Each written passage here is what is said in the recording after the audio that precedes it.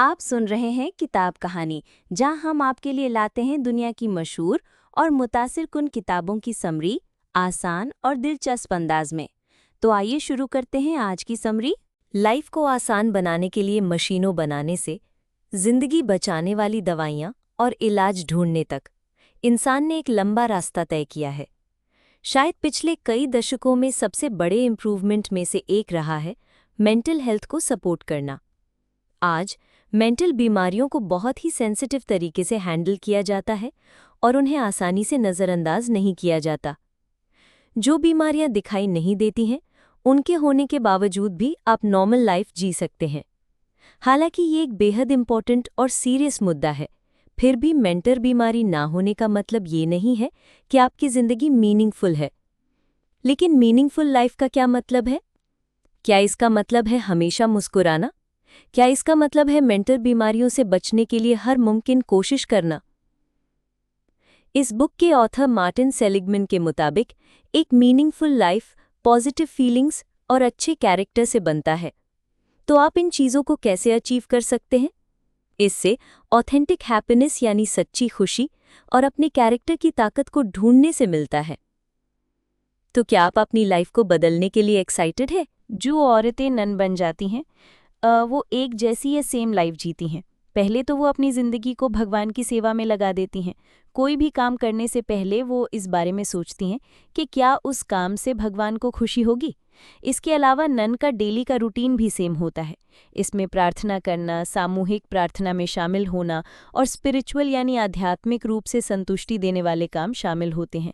वो same room में रहती हैं, सेम खाना खाती हैं और इकोनॉमिकल यानी आर्थिक रूप से भी सेम होती हैं। इतने सारे लोगों का एक जैसी जिंदगी जीना साइकोलॉजिस्ट के बहुत काम आता है। ये किसी कॉन्सेप्ट को पूरी तरह स्टडी करना बहुत आसान बना देता है। एग्जाम्पल के लिए, इंसान की खुशी को स्टडी कर पाना बहुत मुश्किल हो सकता है। इसके लिए आपको उनके लाइफस्टाइल, करियर और स्ट्रेस के लेवल के बारे में सोचना पड़ता है। अगर नन की बात करें तो उनमें अलग अलग फैक्टर जैसी कोई चीज़ नहीं होती जो उन्हें एक दूसरे से अलग करती है। वो सभी बिल्कुल एक जैसी जिंदगी जीती है। इसीलिए नन्स को एक ऐसी स्टडी का हिस्सा बनाना आसान था जिसे पूरा होने में सालों लग गए। ये स्टडी एक इंसान की खुशी के लेवल और इस लेवल के कारण इंसान की उम्र पर कैसा असर होता है, ये देखने के बारे में था। इस स्टडी में 180 नन्स ने पार्टिसिपेट किया था। इस पूरी स्टडी के दौरान उन्हें एक जर्नल में लिखने के लिए कहा गया था। इतने बड़े सैंपल से एक बात जो सामने आई थी वो ये थी कि जिन नन्स ने अपने जर्नल में ज़्यादा पॉजिटिव इमोशंस दिखाए थे, उन्होंने ज़्यादा लंबा जीवन जिया था। इन खुशमिजाज नन्स में से 90% नन्स 85 की उम्र में भी जिंदा थीं। ये उन नन्स के बिल्कुल उल्टा था जो इतनी खुशमिजाज नहीं थीं। उनमें से सिर्फ 34% नन्स ही 85 की उम्र तक पहुंच पाई थीं। इससे ये सवाल उठता है कि पॉजिटिव इमोशंस होने के लिए क्या करना पड़ता है? क्या इसे अचीव करने के लिए नन बनना पड़ता है? पॉजिटिव इमोशंस इन फीलिंग्स में से कोई भी हो सकता है, जैसे जॉय यानी खुशी, प्लेजर यानी आनंद, कंटेंटमेंट यानी संतोष, सेरेनिटी यानी शांति और फ्लो। फ्लो उस खूबसूरत मोड को कहते हैं जब आप किसी काम में इतना डूब जाते हैं कि आपको वक्त गुजरने का एहसास भी नहीं होता है। पॉजिटिव इमोशंस पाने के लिए आपको ये फील करना होगा कि आप उनके हकदार हैं। मगर इसका क्या मतलब है? मान लीजिए कि आपको एक मशीन दिया गया है। ये मशीन आपके ब्रेन को स्टिमुलेट करके आपके मनचाहे पॉजिटिव फीलिंग को ट्रिगर कर सकती है। जैसे अगर आप जीतने की खुशी महसूस करना चाहते हैं तो ये मशीन आपके ब्रेन को ट्रिगर करके वैसा ही जोश महसूस कराएगी। आश्चर्य की बात यह है कि बहुत से लोगों ने इस हाइपोथेटिकल मशीन को लेने से मना कर दिया। ऐसा इसलिए हुआ क्योंकि हम ये महसूस करना चाहते हैं कि हम पॉजिटिव फीलिंग्स फील करना डिजर्व करते हैं। खुद को पॉजिटिव फीलिंग्स पाने का हकदार समझने से हमें ऑथेंटिक हैप्पीनेस यानी सच्ची खुशी मिलती है। पॉजिटिव इमोशंस आपके पॉजिटिव कैरेक्टर पर डिपेंड करता है, जो आपकी ताकत और वैल्यूज से बनता है। अगर आप ये महसूस करना चाहते हैं कि आप खुशी फील करना डिजर्व करते हैं, तो आपको इसके लिए कड़ी मेहनत करनी होगी। एग्जाम्पल के लिए, आप एग्जाम में चीटिंग इसलिए नहीं करते हैं क्योंकि ईमानदारी से अच्छे मार्क्स लाने से आपको सच्ची खुशी मिलती है।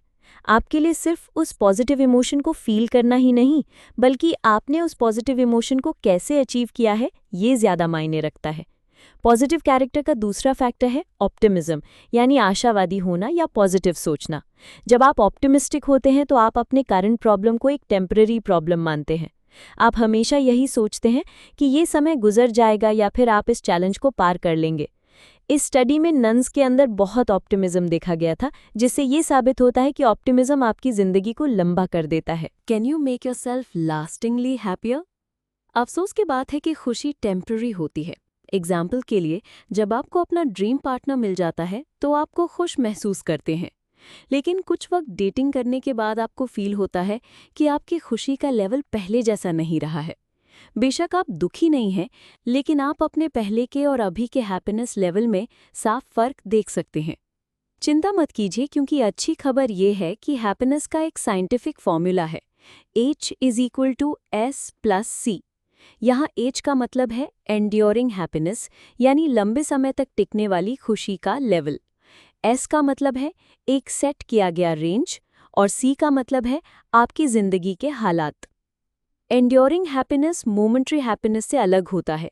मोमेंट्री हैप्पीनेस वो फीलिंग है जो आपको तब होता है जब आप अपनी पसंद का मीठा खाते हैं या फुल बॉडी मसाज लेते हैं। एंड्योरिंग हैप्पीनेस को एक स्केल यूज करके मेजर किया जा सकता है। एक पेपर लीजिए और इन सवालों को एक रेटिंग दीजिए। 1 से 7 के स्केल पर आप कितने खुश हैं? अपने साथियों की तुलना में क्या आप उनसे कम खुश हैं या ज़्यादा खुश हैं? चाहे आपके साथ कुछ भी हो जाए, क्या आप आमतौर पर अपनी लाइफ को एंजॉय करते हैं? अंत में, क्या आप आमतौर पर खुद को एक नाखुश इंसान के रूप में देखते हैं? अपने स्कोर का टोटल कीजिए और इसे 8 से डिवाइड कर दीजिए। यही आपके एंड्योरिंग हैप्पीनेस का लेवल है। आइए हैप्पीनेस के साइंटिफिक फॉर्मूला के S पर चलते हैं। S का मतलब है एक सेट किया गया रेंज। इसका मतलब उन चीज़ों से है जिनके साथ आप पैदा हुए हैं और जिसका आपके हैप्पीनेस के लेवल पर असर पड़ता है। दूसरे शब्दों में कहें तो S उन फैक्टर्स को रिप्रेजेंट करता है जो आपको पैदाइशी मिले हैं। एग्जाम्पल के लिए, आपके दोनों बायोलॉजिकल पेरेंट्स ऑप्टिमिस्टिक हैं। इस तरह की पॉजिटिविटी से घिरे रहने के कारण बेशक आपके पॉजिटिविटी का लेवल बढ़ जाएगा। ऐसा ही उन लोगों के लिए कहा जा सकता है जिनके पेरेंट्स दुखी होते हैं। इसे इस बात में देखा जा सकता है कि जब आप दुखी होते हैं तो आप कैसे सोशली सबसे अलग थलग हो जाते हैं या एक ग्रुप में रहने के बजाय अकेला रहना पसंद करते हैं। खुशी के बारे में कुछ भी साफ साफ नहीं कहा जा सकता है। इसे एक थर्मोस्टाट की तरह सोचिए। हैप्पीनेस के बहुत सारे सोर्स होने से आपके हैप्पीनेस का लेवल बढ़ तो सकता है, लेकिन आखिर में आप अपने बेसलाइन हैप्पीनेस लेवल पर वापस आ जाते हैं। इसका मतलब है कि हमारे हैप्पीनेस का लेवल पहले से ही सेट है।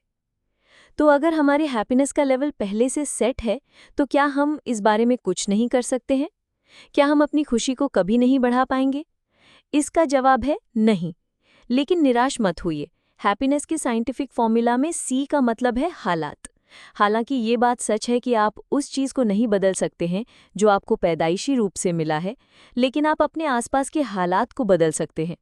कई फैक्टर हैं जो आपके हैप्पीनेस के लेवल को बदल सकते हैं। आइए इनमें से 3 फैक्टर्स पर फोकस करते हैं। सबसे पहला फैक्टर है पैसा। आपने शायद ये कहावत सुनी होगी कि पैसे से खुशी नहीं खरीदी जा सकती है, लेकिन पूरी दुनिया में 1000 रिस्पोंडेंट्स पर की गई एक स्टडी ने इस बात को गलत साबित कर दिया है। डेनमार्क और स्विट्जरलैंड जैसे अमीर देशों के लोग अपनी लाइफ से ज़्यादा सैटिस्फाइड हैं, इसलिए वो खुश है। उनकी परचेजिंग पावर, यानी वो अपने पैसे से कितनी चीज़ें खरीद सकते हैं, बहुत हाई है, जिससे पता चलता है कि पैसे से खुशी खरीदी जा सकती है। लेकिन चाइना और इंडिया जैसे डेवलपिंग देशों में अभी भी सैटिस्फैक्शन का लेवल थोड़ा ज़्यादा हाई है। इसलिए कम परचेजिंग पावर होने का मतलब ये नहीं है कि आप दुखी या नाखुश हैं। तो फिर गरीब देशों का क्या? आप शायद सोच रहे होंगे कि अगर आप फाइनेंशियली स्ट्रगल कर रहे हैं तो आपकी सैटिस्फैक्शन का लेवल भी कम होगा, लेकिन एक स्टडी ने इस बात को गलत साबित कर दिया है। हैप्पीनेस के रिसर्चर रॉबर्ट बिस्वास डाइनर केन्या के एक गांव में गए और 30 सेक्स वर्कर्स से उनकी लाइफ सैटिस्फैक्शन के बारे में पूछा। हालांकि उनका सैटिस्फैक्शन स्कोर कम था, लेकिन ये चौंकाने वाली बात थी कि सेक्स वर्कर्स की जिंदगी के दूसरे एरिया में हाई स्कोर पाया गया। 1 से 3 के स्केल पर सेक्स वर्कर्स ने अपनी फैमिली और फ्रेंड्स के साथ अपने सैटिस्फैक्शन लेवल को 2 की रेटिंग दी। खासकर फैमिली के लिए 2.50 और दोस्तों के लिए 2.40। उन्होंने खाने से मिलने वाले सैटिस्फैक्शन को 2.55 की रेटिंग दी। आप शायद सोच रहे होंगे कि रॉबर्ट का सैंपल साइज बहुत छोटा था। वैसे भी 30 सेक्स वर्कर्स से मिलने वाली रेटिंग को एक गरीब देश के हर इंसान पर लागू नहीं किया जा सकता है, लेकिन हम इन रिजल्ट्स के सच को झुठला नहीं सकते हैं। लाइफ सैटिस्फैक्शन का मतलब सिर्फ ये नहीं है कि आपके पास कितना पैसा है, बल्कि सच तो ये है कि अगर आप हैप्पीनेस के लिए पूरी तरह से पैसे पर डिपेंडेंट नहीं हैं, तो आपका लाइफ सैटिस्फैक्शन बढ़ सकता है। ऐसा इसलिए क्योंकि पैसा और दूसरी मटेरियल चीज़ें होने से आपको उनसे मिलने वाली खुशी की सीमा बढ़ जाती है। दूसरे शब्दों में कहें तो आपके पास हमेशा बहुत सारा पैसा होना चाहिए ताकि आप उससे मिलने वाली खुशी को एक्सपीरियंस कर सकें। ये आगे जाकर बहुत स्ट्रेसफुल हो सकता है। सोशल लाइफ भी आपकी हैप्पीनेस को बढ़ा सकती है। इसमें प्लेटोनिक यानी दोस्ताना और रोमांटिक दोनों रिलेशनशिप्स आते हैं। इस बुक के ऑथर मार्टिन और उनके कुलीग एड डाइनर ने खुशी और रिलेशनशिप्स को स्टडी किया। इससे उन्हें पता चला कि खुश रहने वाले लोगों में टॉप 10% एक रोमांटिक रिलेशनशिप में थे। ये भी ऑब्जर्व किया गया कि बहुत ज़्यादा खुश रहने वाले लोग बहुत कम ही अकेले रहते हैं। वो अपना टाइम दूसरे लोगों के साथ सोशलाइजिंग यानी मिलने जुलने में बिताते हैं और उनका खुद के साथ और औरों के साथ रिश्ता भी अच्छा होता है। इसमें कोई हैरानी की बात नहीं है कि इस स्टडी में इस दावे को भी किया गया कि मैरिड लोग अनमैरिड, डिवोर्स्ड और अपने पार्टनर से अलग हो चुके लोगों से ज़्यादा खुश रहते हैं। तो हाँ, शादी आपको ज़्यादा खुशी दे सकती है, लेकिन ये नतीजे भी कुछ शर्तों के साथ आते हैं। जैसे ऐसा हो सकता है कि एक कपल जो शादी करता है वो शायद पहले से ही खुश थे, इसलिए जब वो साथ आए तो वो दुनिया के सबसे हैप्पी कपल बन गए। दूसरा कारण ये भी हो सकता है कि शादी में दोनों लोग ही एक्सट्रोवर्ट हैं, इसलिए वो ज़्यादा सोशलाइजिंग करते हैं। बदले में इससे उनकी लाइफ में सैटिस्फैक्शन बढ़ जाता है। खुश रहने के लिए हेल्थ भी बहुत बड़ा फैक्टर है। आप शायद सोच रहे होंगे कि अच्छी हेल्थ से प्योर हैप्पीनेस मिलती है, लेकिन ऐसा हमेशा नहीं होता है। स्टडी से पता चला है कि हेल्थ को लेकर हमारा बिलीफ या सब्जेक्टिव हेल्दीनेस ऑब्जेक्टिव हेल्दीनेस से ज़्यादा इम्पॉर्टेंट होता है। दूसरे शब्दों में कहें तो अगर आपको लगता है कि आप हेल्दी हैं तो आप खुश रहते हैं। भले ही आप बीमार क्यों ना हो, लेकिन आपका माइंड आपको उस सिचुएशन के बारे में पॉजिटिव सोचने में मदद करता है। यहाँ तक कि कैंसर पेशेंट्स का लाइफ सैटिस्फैक्शन स्कोर उन लोगों की तुलना में बस कुछ स्कोर ही कम है। पॉजिटिव साइकोलॉजी एक बड़ा फील्ड है जिसका मेन गोल है लोगों को अपनी लाइफ में खुशी और एक मीनिंग खोजने में मदद करना और उनके लाइफ में पॉजिटिव आदतें डेवलप करना। इसके कोर में है पॉजिटिव साइकोलॉजी की स्ट्रैटेजीज और इंटरवेंशन का असर होने के लिए अच्छे कैरेक्टर का होना। लेकिन अच्छे कैरेक्टर का मतलब क्या है? मार्टिन सेलिगमैन और साइकोलॉजिस्ट कैथरीन डायल्सगार्ड ने सभी बड़े बड़े धर्मों और फिलॉसफी को स्टडी किया और पता लगाया कि वो कौन से वर्च्यूज़ यानी अच्छे गुणों को सबसे इम्पॉर्टेंट मानते हैं। ऐसा करके वो इस बात को पक्का करना चाहते थे कि इसमें सभी तरह के कल्चर और देशों को शामिल किया जा सके। एरिस्टोटल से लेके प्लेटो और बेंजामिन फ्रैंकलिन से लेके बाइबल तक उन्होंने अच्छे कैरेक्टर के लिए 6 वर्च्यूज़ को चुना, जो है विजडम एंड नॉलेज यानी समझदारी और ज्ञान, करेज यानी हिम्मत, लव एंड ह्यूमैनिटी यानी प्यार और इंसानियत, जस्टिस यानी न्याय, टेम्परेंस एंड स्पिरिचुअलिटी यानी संयम और आध्यात्मिकता, और ट्रांसेंडेंस यानी एक्सेल करना। इसलिए अच्छा कैरेक्टर किसी एक चीज़ से डिफाइन नहीं किया जा सकता है, इसलिए आप किसी एक खास वर्च्यू पर काम करने के लिए फोकस कर सकते हैं। जैसे मान लीजिए कि आप ह्यूमैनिटी के गुण पर फोकस करना चाहते हैं।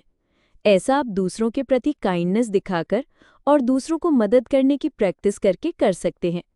लेकिन आपको इसकी शुरुआत कहाँ से करनी चाहिए? अच्छा कैरेक्टर बनाने के लिए आपको अपनी ज़िंदगी के हर एरिया में कौन सी वर्च्यू को अप्लाई करना चाहिए?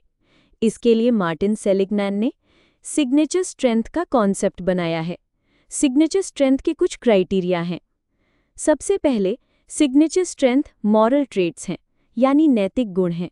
इसका मतलब है कि आप टाइम और एफर्ट के साथ अपने वर्च्यू को मजबूत बना सकते हैं। एक ताकत हमेशा मौजूद होती है। अगर आप अपनी ज़िंदगी में काइंडनेस का कोई काम करते हैं तो ये कहना गलत है कि आप में इंसानियत का वर्च्यू यानी गुण है। दूसरा, स्ट्रेंथ यानी ताकत की अपनी वैल्यू होती है। अगर आप इस ताकत को दिखाएंगे तो इससे आपको अच्छे रिजल्ट मिलेंगे। जैसे मान लीजिए कि आप करेज वाले वर्च्यू पर फोकस करना चाहते हैं। करेज लीडरशिप के फॉर्म में दिखाया जा सकता है। अच्छे लीडरशिप से प्रमोशन और सम्मान मिलता है, लेकिन किसी फायदे के बिना भी अच्छे लीडरशिप की बहुत वैल्यू की जाती है। कई लोग एक अच्छे लीडर को देखकर उनकी तरह बनना चाहते हैं। आप इन सिग्नेचर स्ट्रेंथ को ऐसी चीज़ के रूप में देख सकते हैं जिन्हें पेरेंट्स अपने बच्चों में देखना चाहते हैं। जैसे एक पेरेंट चाहता है कि उनके बच्चे में नॉलेज, प्यार और हिम्मत जैसे गुण हों। 6 कॉमन वर्चूज़ के बेसिस पर मार्टिन सेलिगमैन ने 24 तरह की स्ट्रेंथ बताई हैं। अगर आप अपने सबसे बड़े पर्सनल स्ट्रेंथ को जानना चाहते हैं तो आप इस सर्वे का ऑनलाइन जवाब दे सकते हैं। इस सर्वे का नाम है VIA स्ट्रेंथ सर्वे और इसे पूरा करने में 25 मिनट लगते हैं। मार्टिन का मानना है कि हम सभी में एक से ज़्यादा सिग्नेचर स्ट्रेंथ होते हैं और आपको इस बात पर गर्व होना चाहिए और इसे सेलिब्रेट करना चाहिए। आप इन्हें अपने पर्सनल लाइफ, करियर और रिलेशनशिप्स में भी शामिल कर सकते हैं। सबसे पहले अपने टॉप 5 स्ट्रेंथ को लिखिए। फिर हर स्ट्रेंथ के लिए खुद से ये सवाल पूछिए कि आपको इस स्ट्रेंथ के साथ ओनरशिप और ऑथेंटिसिटी की भावना का एहसास होता है।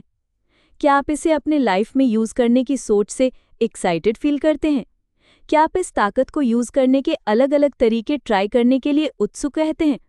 जब आप इस ताकत को यूज़ करते हैं तो क्या आपको एनर्जी से भरा हुआ फील होता है?